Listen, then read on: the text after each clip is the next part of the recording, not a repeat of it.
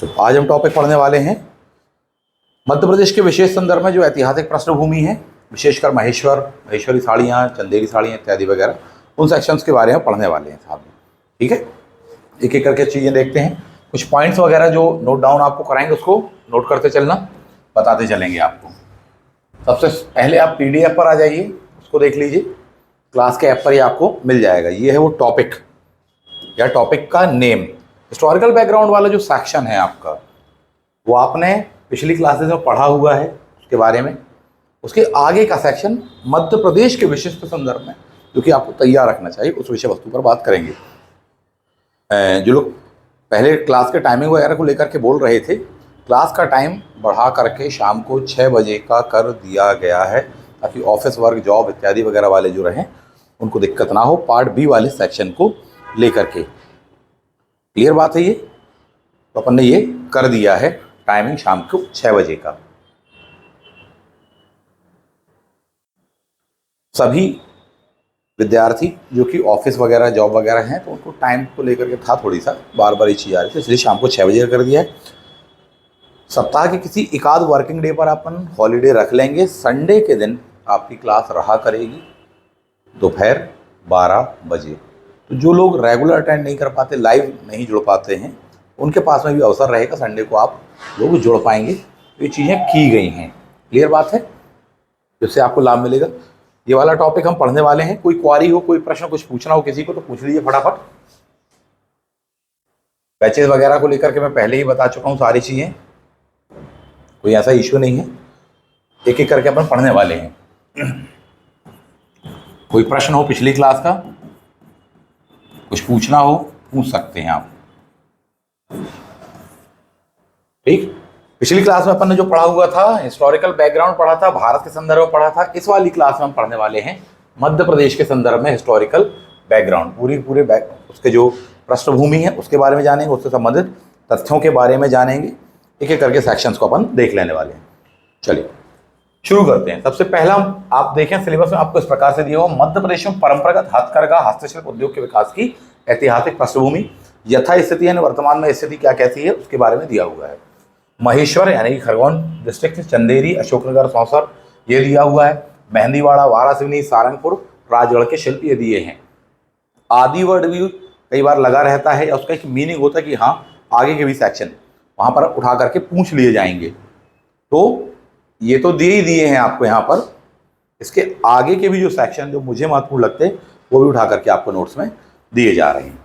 चलो तो शुरू करते हैं अपन। सबसे पहले आ जाएंगे, हम बात करेंगे महेश्वरी साड़ी पर हम बात करने वाले हैं। महेश्वर कहाँ पड़ता है साहब, कौन सा डिस्ट्रिक्ट है? Maheshwar that is Khargone. एक एक पॉइंट को ध्यान रखना।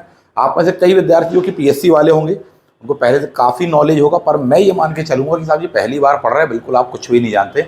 बिल्कुल जीरो से, बेसिक से लेकर के टॉप तक ले जा करके पढ़ाने का मैं प्रयास करूँगा, ऐसा मेरा रहेगा। क्लियर है?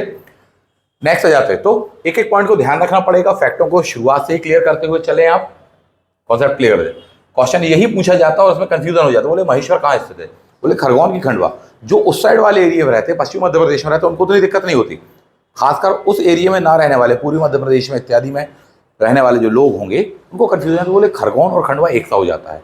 इसलिए बहुत ही बेसिक सा क्वेश्चन लगता है, तो हमको ध्यान रखना पड़ेगा साहब जी जिला कौन सा है, डिस्ट्रिक्ट कौन सा लगता है, ऐसा करके ध्यान रखना। कौन सा डिस्ट्रिक्ट है? खरगोन। कॉटन उत्पादन के लिए जाना जाता है। मध्य प्रदेश का राज्य कपास अनुसंधान केंद्र भी यहीं पर स्थित है। बहुत अधिक मात्रा में आपके यहाँ पर होता है। मध्य प्रदेश में हाईएस्ट प्रोडक्शन देखने के लिए मिलता है। सफ़ेद सोना करके कॉटन कहलाता है, यही वजह उसके फैब्रिक, उससे बनी हुई चीज़ें, हथकरघा उद्योग इत्यादि हमको यहाँ देखने के लिए मिलेगा। उसका काफ़ी विकास हुआ है। क्लियर है? फैक्ट नंबर 1, बोले महेश्वर कहाँ? बोले खरगोन। महेश्वर में जो साड़ियाँ बनती हैं उनको कहते हैं महेश्वरी साड़ियाँ करके कहते हैं। बहुत ही पुराना नाम है ये। GI टैग वगैरह तो हम अभी अभी देने लग गए हैं। ठीक है? कब से इसका एक हिस्टोरिकल बैकग्राउंड हमको देखने के लिए मिलता है? बोले साहब 5th सेंचुरी देखने को मिलता है। हथकरघा बुनकरों के द्वारा बनाया जाता है। महिलाएं हैं, पुरुष हैं, सभी इसको बना रहे हैं। अभी से अपन देखते हैं तो जो लेटेस्ट वाली साड़ियाँ, उनका इतिहास हमको 250 साल पुराना मिलता है। बोले माता देवी अहिल्याबाई होलकर जी के टाइम से हमको देखने को मिलता है। लेकिन वहाँ पर साड़ियाँ तथा अन्य विशिष्ट प्रकार के वस्त्रों इत्यादि की जो इन्फॉर्मेशन हमको मिलती है बहुत पुरानी मिलती है। 5th सेंचुरी से हमको जानकारी मिलने लग जाती है उसके बारे में। बट जो लेटेस्ट वाला जो अभी चल रहा फिलहाल में सिनेरियो, तो वो कितना पुराना कहेंगे अपन, 250-300 वर्ष पुराना कहेंगे। देवी अहिल्याबाई जी के काल का कहने वाले अपन इसको, क्लियर है। उन्होंने इसको दोबारा प्रमोट किया। ये उद्योग काफ़ी कमज़ोर हो चुका था उस दौर में, आते आते बिखराव सा आ गया था, उसको पुनः संगठित किया हुआ, इसलिए उनको एक बहुत ही खास रूप में इसके संदर्भ में याद रखा जाता है। होलकर वंश की थी, बहुत ही बेसिक सी चीज़ है। इंदौर के होलकर महानतम इतिहास रहा उनका। 1767 ये उनके शासनकाल का दौर कहलाता है। 1767 से लेके 1795 देवी माता अहिल्याबाई होलकर जी का टाइम कहलाता है, बिल्कुल मिस नहीं करना। महानतम शासिकाओं में से कहलाती है उस जमाने की। देवी भी कहते हैं, माता भी मानते हैं बहुत सारे लोग। वाकई में उनके कार्य उस जमाने के इस तरह से हैं कि आज भी स्मरणीय और सदैव होने चाहिए। उन्होंने इस उद्योग को पुनः शुरू करवाने में, उसको मजबूत करने में बहुत ही महत्वपूर्ण भूमिका निभाई। उनके कार्यों से आप इस चीज को देख पाते हैं। कुटीर उद्योग का हिस्सा था, हथकरघा उद्योग का यह हिस्सा कहलाता है। टाइम पीरियड आपने देखा 1767 to 95 करके कहलाएगा। 18वीं शताब्दी कहेंगे आप इसको, क्या कहेंगे, 18th सेंचुरी। 1701 से 1800 तक का दौर क्या कहलाएगा, 18th सेंचुरी कहलाने वाला है। शुरुआती दौर में यहां पर हम देखते हैं उनके पहले केवल सूती साड़ियां बनाई जा रही थी, बाद में लगातार सुधार आता चला जाएगा और अब तो 2000 से ज्यादा, क्या कहा, 2000 से ज्यादा टाइप्स मिलते हैं आपको यहाँ पर। इस बात को ध्यान रखिएगा। उनका बहुत ही महानतम योगदान है, उस पर क्वेश्चन आया हुआ भी है। क्वेश्चन आपने पैटर्न देखा होगा, एमपी सब इंजीनियर एग्जाम 2020 में आया हुआ क्वेश्चन है। इस प्रकार से क्वेश्चन पूछा जाता है आपसे। प्रचलित मान्यता के अनुसार पहली महेश्वरी साड़ी को किसने डिजाइन किया था? 4 ऑप्शन दिए हुए हैं आपको, लक्ष्मीबाई जी, जीजाबाई, विजय देवी या माता अहिल्याबाई। मामला किसको क्लियर अपन को? कुछ इस प्रकार से क्वेश्चन आया है, ज्यादा पुराना नहीं कि 20 साल पहले आया था, 2020 में आया हुआ अभी हाल फिलहाल का क्वेश्चन आप उसको कह सकते हैं। ठीक है, नजर मारते हैं कैसे उन्होंने उसको डिजाइन किया, कैसे क्या प्रमोट किया। एक नजर मार लीजिए उसके हिस्टोरिकल बैकग्राउंड पर, जिस सिलेबस में ऑलरेडी दिया हुआ है। ठीक है, सूती साड़ियाँ बन रही थी काफ़ी पहले से, बाद में उसको अपग्रेड करेंगे। रेशम, मलमल, सोने चांदी के धागे तक से बनी हुई आपको देखने के लिए मिलेंगी। उनका योगदान आप देखेंगे। फेमस साड़ियाँ हथकरघा के द्वारा, हथकरघा लूम के द्वारा, या पावर से आजकल चलाते हो पावर लूम के द्वारा अब बनाई जाने लग गई हैं कई जगह पर, लेकिन अभी परंपरा का जो तरीका है वह भी अपनाया जाता है और वो और ज़्यादा महंगी होती है, उसमें और ज़्यादा पैटर्न डिज़ाइन देखने के लिए हमको मिलते हैं। क्या किया उन्होंने गुजरात तथा हैदराबाद, ये 2 ऐसी जगह थी जहाँ के बुनकर जो थे पूरे भारत में और पूरी दुनिया भर में प्रसिद्ध थे अपने विशिष्ट प्रकार के निर्माण के लिए साहब। वहाँ से उन्होंने बुनकरों को बुलवाया साहब, अपने राज्य में बसाया। महेश्वर में बसाया साहब, जी उनकी राजधानी हुआ करती थी। ठीक है, वहाँ पर बसाया। वहाँ बसने के लिए बहुत सारी सुविधाएं प्रदान करी, वहाँ प्रशिक्षण की भी व्यवस्था करवाई उनके माध्यम से, ताकि पूरी तरह से वह क्षेत्र एक में उद्योग फल फूल सके साहब जी। ना केवल उनको वहाँ बसाया, बल्कि उनको यह भी सुविधा दी कि बोले साहब आप जो भी प्रोडक्ट वगैरह बनाएंगे उसका एक बहुत बड़ा हिस्सा हम लोग खुद ही खरीद लिया करेंगे, यानी राज परिवार खरीद लेगा। और राज परिवार तो के लिए वो ले लेती थी और उसके पश्चात में परिवार के ही जो अन्य मेंबर हुआ करते उनको गिफ्ट वगैरह दे देते थे। तो इससे क्या होने लगे, सेल होने लग गया उनका प्रोडक्ट, उससे वो प्रमोट हुए। तो ये इतना उन्होंने व्यक्तिगत ध्यान दिया उस चीज़ के लिए, हजारों लोगों को वहाँ पर इससे रोजगार मिलने वाला है। तो कहाँ के बुनकर विशेषकर आपको देखेंगे, गुजरात एवं हैदराबाद। इनमें से भी सबसे खास वाले जो कहलाते हैं वो हैदराबादी बुनकर करके कहलाते हैं। उनको उन्होंने वहाँ पर बताया। ठीक, हालांकि दोनों ही थे, परंतु विशिष्ट जो अपनी कला के लिए जाने जा रहे थे उस जमाने में वो हैदराबादी बुनकर हुआ करते थे सभी। ठीक है, और यहाँ से ये चीज़ अब गति पकड़ने लग जाएगी। यही वजह है कि माना जाता है कि आपके द्वारा इस चीज़ को पुनः रीस्टैब्लिश किया गया या पुनः तैयार किया गया, खड़ा किया गया हथकरघा वस्त्र उद्योग को। अंग्रेजों के ज़माने में तो पूरी तरह से नष्ट हो जाने वाला है। इवन यह भी देखने के लिए हमको मिलता है कि जो फर्स्ट साड़ी कहलाती है उनके द्वारा ही उसके डिज़ाइन कुछ तय किए गए थे। उनमें सबसे खास चीज़ कहलाती थी, बोले साहब जी, महेश्वर की भौगोलिक स्थिति, वहाँ के जो वृक्ष, वनस्पतियाँ, फूल इत्यादि हैं वो, प्लस जो किले में बने हुए आकृतियाँ, पैटर्न हैं, उनको साड़ियों में उकेरने के लिए आपके द्वारा कहा गया था। बुनकरों ने उस चीज़ को उकेरा वहाँ पर। यही वजह है कि वो नाम क्या फेमस हो जाएगा, महेश्वर की साड़ियाँ, दैट इज महेश्वरी साड़ियाँ करके कहलाने वाला। और अब तो पूरे वर्ल्ड वाइड जानी जाती हैं साहब, इस चीज़ को ध्यान रखना। इस पर एक क्वेश्चन पूछा गया है आपसे 2021 में, पहली बार किसके द्वारा डिज़ाइन की गई थी साहब? ठीक है, मध्य प्रदेश की फर्स्ट करके कहलाने वाली है। ये कौन सी है आपकी? महेश्वरी साड़ी करके कहलाने वाली है।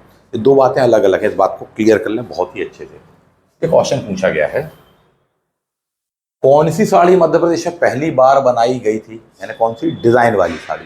तब क्या आप बताओगे? महेश्वरी। यदि आपसे कहा जाए कि इनमें से कौन सी साड़ी को पहली बार जीआई टैग मिला है, तो चंदेरी वाली है। ध्यान रखना, इस बात को समझिएगा, गलती मत करिएगा। क्लियर है? दोनों बातें अलग अलग हैं। ये 250 वर्ष पहले यहाँ पर, ठीक, एक नजर मार लीजिए आप इन चीजों पर। ये लाइन किस चीज के लिए दी हुई है आपको? यह चंदेरी साड़ी के लिए बात हो रही है। एक एक चीज को आपको समझना पड़ेगा, पूछ लिया जाएगा आपको, एक एक वर्ड पर क्वेश्चन होने वाले। बोले साहब जी साड़ियों की रानी किसको?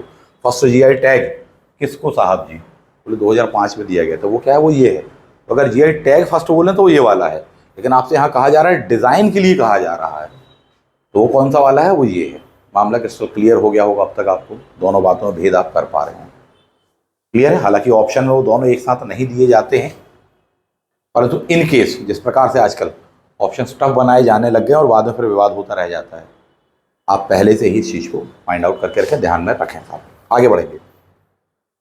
क्या कैसी विशेषता होती है? हालांकि ऊपरी तौर पर पढ़ना है तो इतने में तो खत्म हो गया, वो टॉपिक शुरू होते ही खत्म हो, लेकिन अगर वाकई में डेप्थ में समझना है, और मेरे ख्याल से इसमें डेप्थ में क्वेश्चन आ जाएगा इन सेक्शनों को लेकर, क्योंकि वैसे ही मध्य प्रदेश का है, इन बातों को जानना आपके लिए कम से कम जरूरी हो जाता है साहब जी। ठीक, वस्त्रों पर किले की दीवार, वहाँ की डिजाइन्स, बेल बूटे, वनस्पति इत्यादि वगैरह हमको देखने के लिए मिलता है साहब। आज भी वहाँ की एक खास विशेषता कहलाती है साहब। इस साड़ी की विशेषता क्या है आप देखेंगे तो इसके जो बॉर्डर्स होते हैं, जो किनारे होते हैं, वो काफ़ी चौड़ी हैं। 1 से लेकर 6 इंच तक का आपको मिल जाएगा देखने के लिए। ये आप देख पा रहे हो, गर्ल्स बहुत आसानी से समझ जाएंगे उन चीज़ों को। ठीक है, ये होता है। डिज़ाइन विशेष प्रकार के बनाए जाते हैं। इसमें विशेषकर 5 प्रकार की धारियाँ होती हैं। कितनी? 5 प्रकार की धारियाँ होने वाली हैं पल्लू पर या आंचल, जो भी आप कह लें। बाकी पूरी पूरी क्या होने वाली हो? सादी होने वाली है। क्लियर है? और अब तो फैशन है, पैटर्न है, हजारों प्रकार के बनाए जाते हैं, परंतु 2000 टाइप के नाम से प्रसिद्ध है। 2000 टाइप तो केवल फेमस है, तो ये चाहिए, ये चाहिए, ये चाहिए, ये चाहिए साहब। क्लियर बात है? आगे बढ़ेंगे। हमारे यहाँ का ही कपास होता है ना, मध्य प्रदेश का ही कपास होता है प्राय प्राय, वहीं पर उगाया जाता है। वो क्षेत्र जाना जाता है उसके प्रोडक्शन के लिए, सफ़ेद सोना कहते हैं, सफ़ेद सोने का क्षेत्र करके कहलाया जाता है। बताने का आशय है कि ज्योग्राफिकल वे में वहाँ का क्लाइमेट उसको सपोर्ट करता है, और उससे बना हुआ जो कपड़ा, जो धागा होगा प्लस जो कपड़ा होगा, वो वहाँ के एटमॉस्फेयर के अकॉर्डिंग इको फ्रेंडली होने वाला है, राहत प्रदान करने वाला है उपयोग करने वाले या पहनने वाले व्यक्ति को।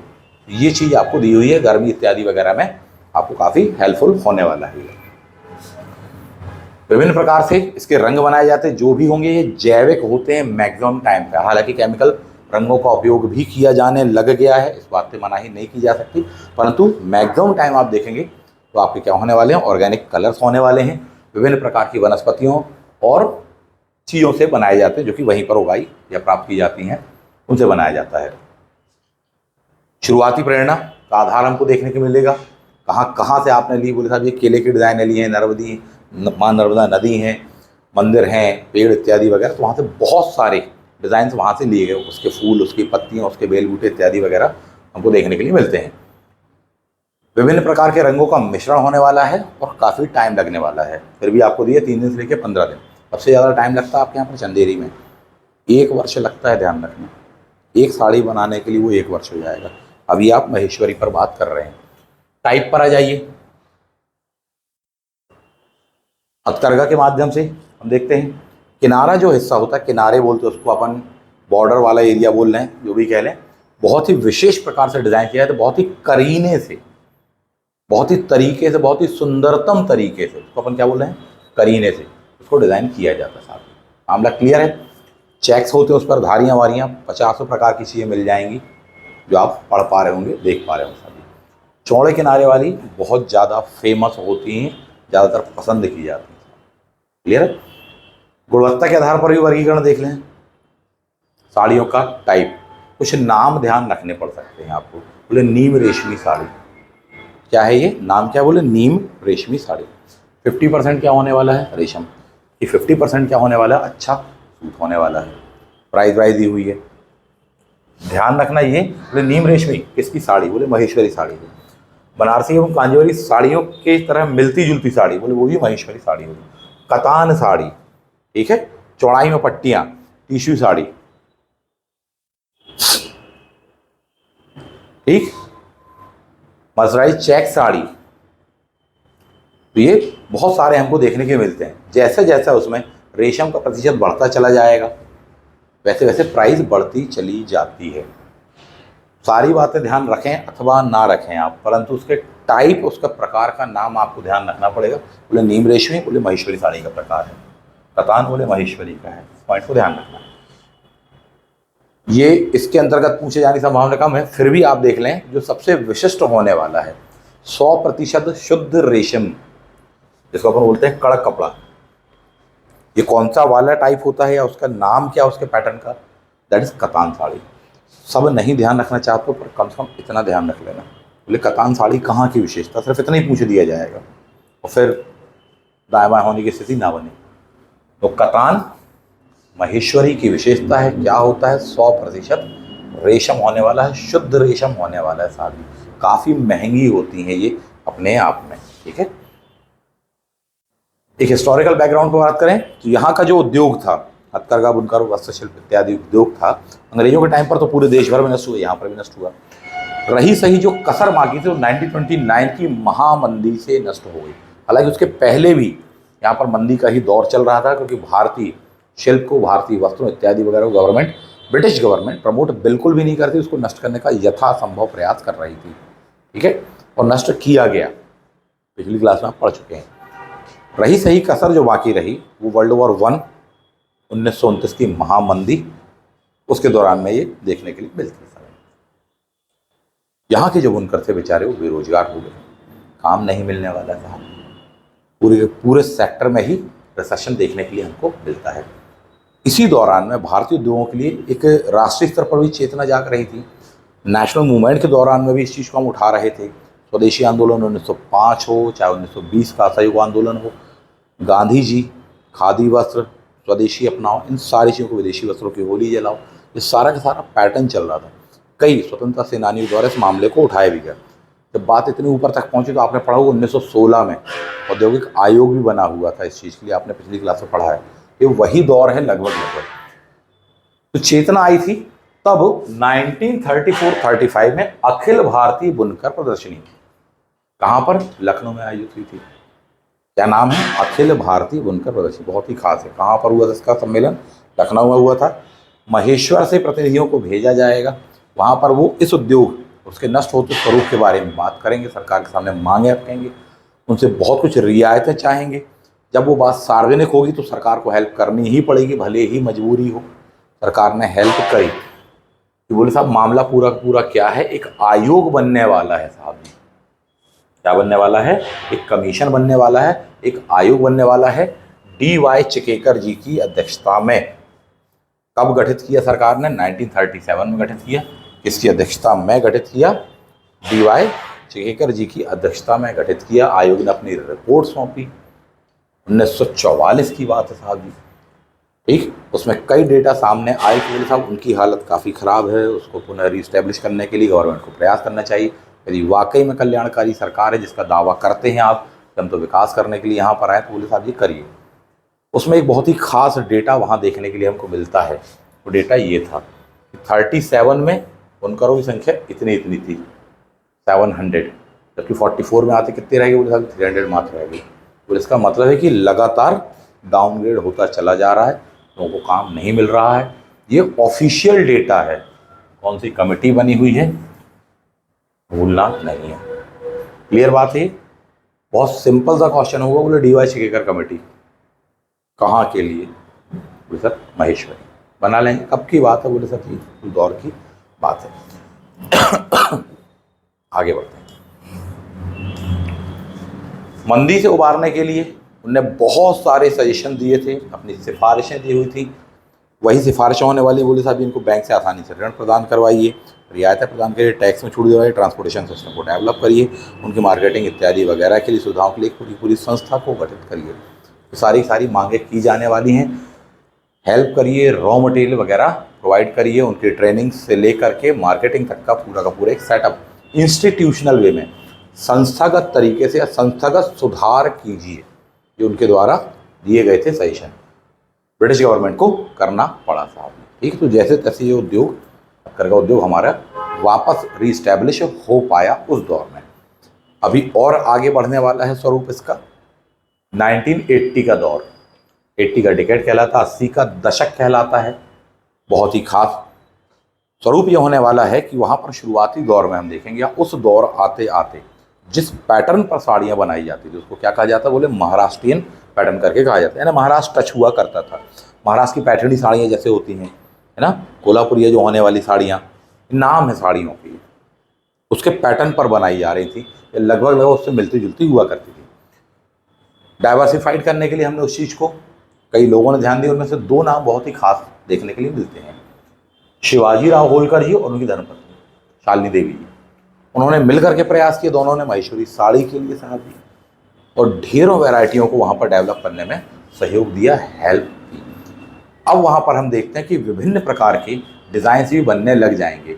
महाराष्ट्र पैटर्न वाली तो बनेगी ही बनेगी, अब वहाँ के जो क्षेत्रीय पैटर्न होगा एक नया, एक यूनिक कहना चाहिए या क्रिएटिव कहना चाहिए या इनोवेटिव जो पैटर्न है, क्योंकि उस क्षेत्र उसकी संस्कृति से प्रभावित है, वह भी हमको देखने के लिए मिलता है, वो केवल किसी की कॉपी मात्र नहीं रह जाएगी। तो ये एक बहुत बड़ा बदलाव हमको कहाँ देखने के लिए मिलता है, उस दौर में देखने के लिए मिलता है।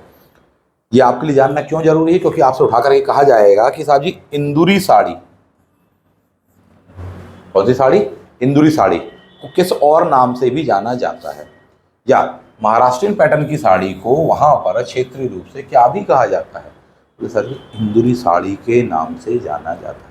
बन जाएगा मामला, अपन कोई गलती नहीं करना। और भी कुछ संस्थागत प्रयास देख लीजिए जो किए गए हैं, इनमें से एक कहलाती है आपकी रेवा सोसाइटी महेश्वर। कब बनी साहब, 1979 में बनी। क्या है, एक संस्था है ये, एक किस प्रकार की, बोले साहब एनजीओ, नॉन प्रॉफिटेबल ऑर्गेनाइजेशन है, नॉन गवर्नमेंट ऑर्गेनाइजेशन के रूप में यह काम करती है साहब। इसी कला की समृद्धि के लिए, उसके विकास के लिए, उसमें सहयोग प्रदान करने के लिए, बुनकरों के कल्याण के लिए है काम करती है साहब जी।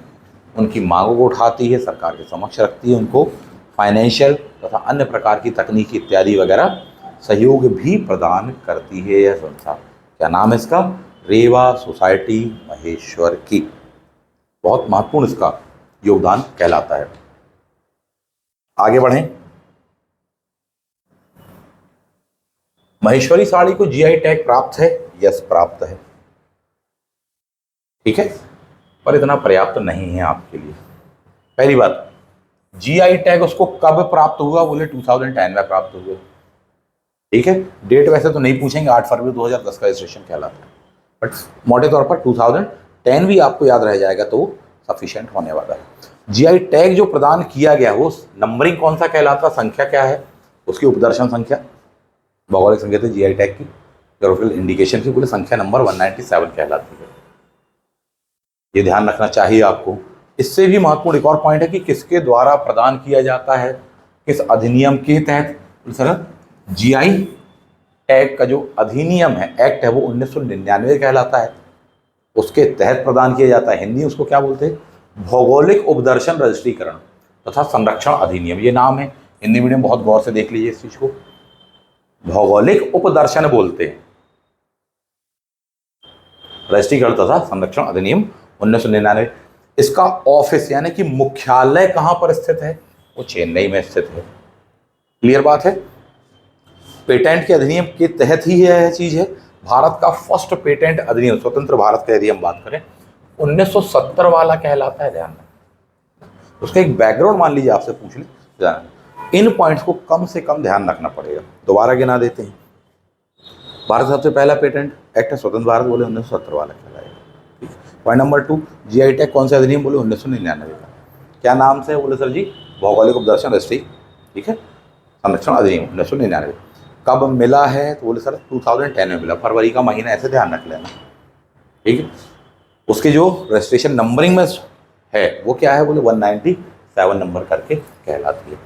किस संस्थान के द्वारा दिया जाता है, किस कार्यालय के द्वारा दिया जाता है, कार्यालय का नाम क्या है, भौगोलिक उपदर्शन भारत सरकार। बोले यह कार्यालय कहाँ पर स्थित है, यानी मुख्यालय इसका कहाँ है, हेड ऑफिस कहाँ है साहब, तो चेन्नई में स्थित है। कई बार ऑप्शन में आपको क्या देखने को मिलेगा, ऑप्शन ए दिल्ली मिलेगा, दिल्ली में नहीं है, चेन्नई में है। मैक्सिमम टाइम इसमें विद्यार्थी गलती कर बैठते हैं, इसलिए एक एक फैक्ट बिल्कुल ऐसे बता रहा हूँ जैसे छोटे से बच्चों को बताता हूँ। हालांकि आप लोग छोटे से बच्चे नहीं हैं, मैं जानता हूँ, बट मेरा उद्देश्य बताने का यह है कि आप उस चीज़ को फाइंड आउट कर सकें, पकड़ सकें, गलती नहीं हो, इसलिए मैं इस प्रकार से बता रहा हूँ। क्लियर है, आगे बढ़ जाते हैं। तो जीआई टैग, उससे संबंधित पॉइंट्स ये भी आपका आ गया। आगे बढ़ जाइए, प्रोडक्शन पर बात कर लेते हैं इसके, रोजगार तथा उत्पादन के बारे में। लगभग 3000 के आसपास में अभी हथकरघे कार्यरत माने जा रहे हैं, क्योंकि यथास्थिति वर्ड उसमें दिया है। देखो जब आप सिलेबस देखोगे तो उसमें क्या वर्ड आएगा, बोले यथास्थिति, ठीक है। तो लगभग कितने क्या करघे, बोले सर जी कितने, ये सबसे महत्वपूर्ण डेटा कहलाता है। कितने लोगों को रोजगार, एक करघा वो यानी 3 व्यक्ति, यानी 3 गुना कर देना उठा करके, मामला क्रिस्टल क्लियर है। तो लगभग इतने तो प्रोफेशनल वर्कर हैं जो कि ऑन पेपर है, रजिस्टर्ड है। इसके अलावा बहुत सारे होंगे जो कि असंगठित क्षेत्र है, उनका आपको पूरा डेटा नहीं मिल पाता है, बट इनका तो डेटा प्राप्त है, तो ऑफिशियल डेटा करके ये कहलाता है, इसको ध्यान रखना। मोटे तौर पर 3000 करघे हैं, जबकि व्यक्ति कितने हो, तो एक करघा 3 व्यक्ति चलाते हैं, 1:3 का रेशियो कहलाता है, ये आपको ध्यान रखना चाहिए, ठीक। कितना क्या प्रोडक्शन होता है, बता रहे साहब जी 3.2 लाख मीटर होने वाला है प्रति माह करके दिया है। लागत वागत दी है, तो साहब जी इतने लाख रुपए का करके कहलाता है, या करोड़ में आप देख लें figure, not so more important, ये ध्यान रखना। कितना आया फिर से, ले दे के 3 लाख आया, 3 ही आया, 3000, 3 लाख, 3 गुना, ऐसे करके ध्यान रखना। इसलिए आपको ये बताया गया है। डेटा कोई बहुत ही क्लिष्ट होगा तो फिर आप याद नहीं रख पाएंगे, कोई भी नहीं ध्यान रख पाएगा। By default, by luck, by chance कि लास्ट मिनट वही पेज पलटा और वही पेपर में आ गया तो मार दिया। परंतु जो तरीका मैं बता रहा हूँ, 3 का फिगर, महेश्वर साड़ी कितने, बोले 3000 अब करके, रोजगार कितने, बोले 3 गुना, कितने प्रोडक्शन, बोले 3 लाख मीटर, मामला क्रिस्टल क्लियर है। अब ये फिगर आपको ग्रैस्प करने में, मेमोराइज करने में बहुत आसान हो पाएगा। ये किस पर फोकस था, ये था आपका पूरा का पूरा महेश्वरी साड़ियों पर था, जो आपको सिलेबस में दिया। इसके बाद अपन चंदेरी वाला सेक्शन देखेंगे। इतने में कोई चीज़ पूछनी हो तो बता दो, मैं पूछ लूँ कुछ क्वेश्चन।